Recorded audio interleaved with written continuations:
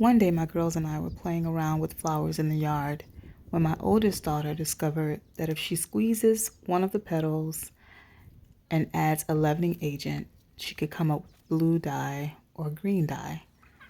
So in this video, we're going to play around with that.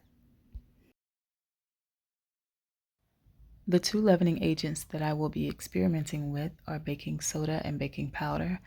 And baking powder is just basically baking soda that's had other acidic salts and bicarbonates added to it. This was a very rustic process for us. We just used our hands to do all of the different steps.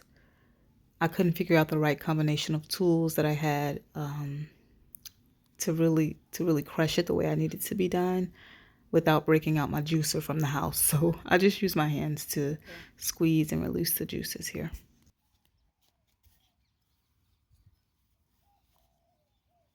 You could use on this brick after. She said she wants to do it on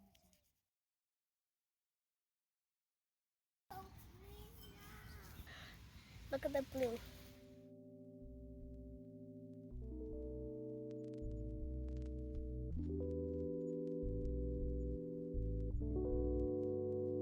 This is one of my favorite colors. This turquoise teal color is really nice. But we'll have to see if that color remains, because with natural dyes, colors transform over time, even just an hour, a few minutes. So this may be something completely different later.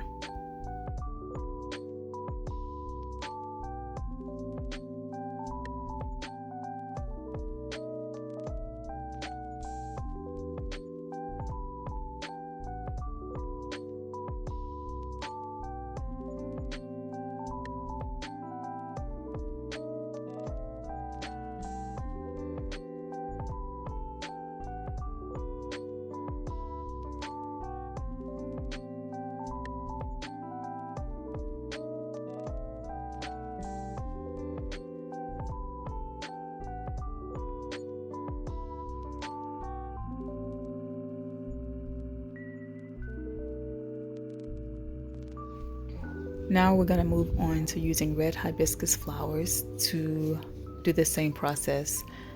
I've uploaded a few videos of myself using these flowers to make dye in a jar with water, and it'll be pink, and with the addition of alum powder you can make purple. So now I'm just going to see what it's like to add a leavening agent, and first I'll use baking powder and then I'll be using baking soda.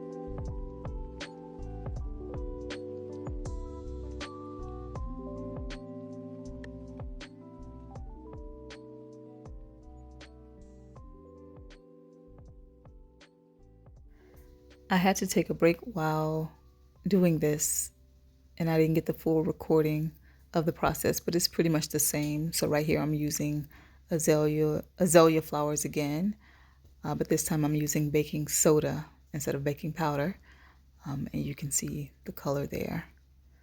And I'm going to also try this with hibiscus flowers using baking soda.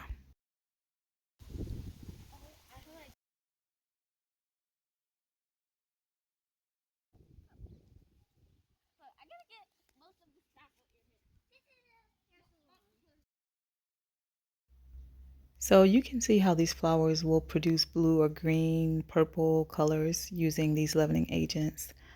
This is something you may want to try out. It's really nice. I cannot guarantee that it will stay this color or that it will not wash out, because in my experience, dye from flower petals typically does not last long, at least the flowers that I use. I know there are flowers where the color can be retained that different people use, but in terms of just using what I have local to me and just right in my yard, I know the color won't last through a washing. However, unwashed, it will last. So this was the piece that was actually turquoise. You can see it's now bright green, which is also very nice.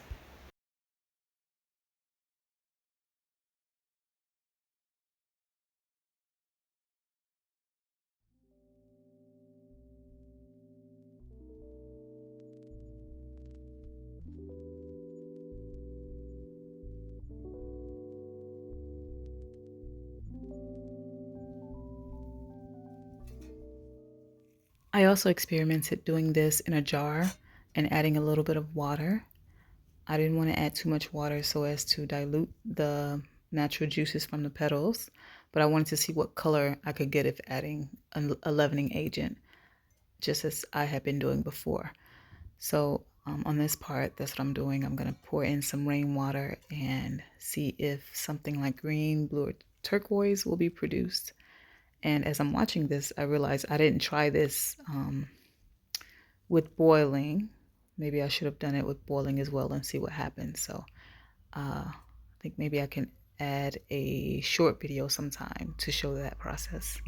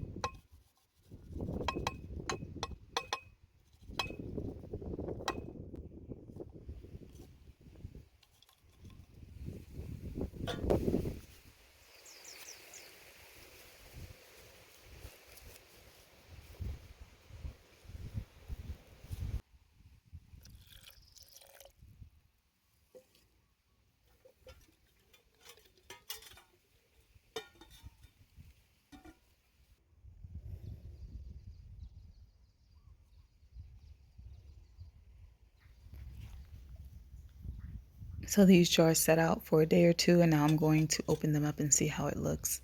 You can already tell that the color is nowhere nearly as intense as it was when I was putting the petals directly on the fabric using the leavening agent, but there is some color here.